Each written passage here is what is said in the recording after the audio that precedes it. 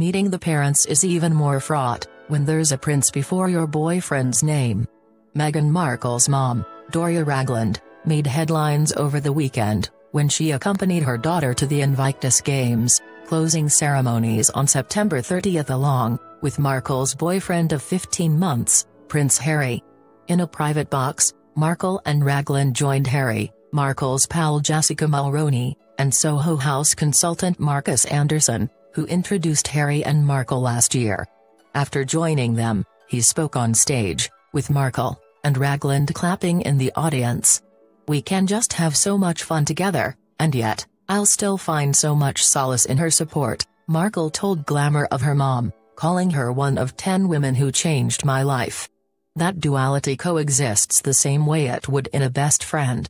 It was a big milestone for Harry and Markle's relationship, the first public confirmation that he's met her mom.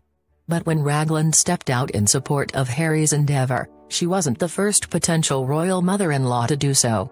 Back in 2006, Kate Middleton's parents, Carol and Michael Middleton, joined their daughter to celebrate a major accomplishment of Kate's then-boyfriend Prince William, just as Ragland did with Harry. All three Middletons attended William's graduation from Sandhurst Military Academy. Just like Ragland's attendance at the Invictus Games, the move caught attention from the press and royal watchers alike.